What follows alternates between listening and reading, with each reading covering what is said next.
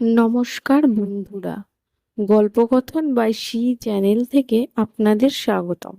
নিত্য নতুন ভিডিও পেতে এই চ্যানেলটিকে সাবস্ক্রাইব করুন এবং বেল আইকনটি ক্লিক করে রাখুন। আজকে আমি পাঠ করে শোনাব সমর সেনের লেখা মহুয়ার দেশ।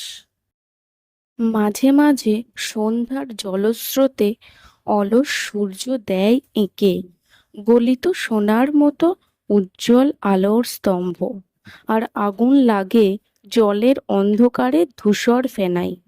সেই উজ্জ্বল স্তব্ধতায় ধোঁয়ার বঙ্কিম নিঃশ্বাস ঘুরে ফিরে আসে শীতের দুঃস্বপ্নের মতো।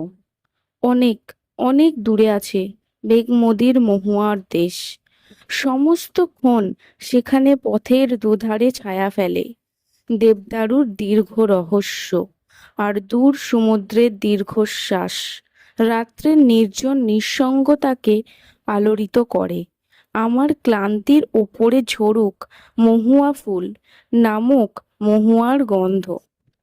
2, এখানে অসহ্য নিবিড় অন্ধকারে মাঝে মাঝে শুনি মহুয়া বনের ধারে কয়লার খনির গভীর বিশাল শব্দ, আর শিশিরে ভেজা সবুজ সকালে অবসন্ন মানুষের শরীরে দেখি ধুলোর কলঙ্ক। ঘুমহীন তাদের চোখে হানা দেয় কিসের ক্লান্ত দুঃস্বপ্ন।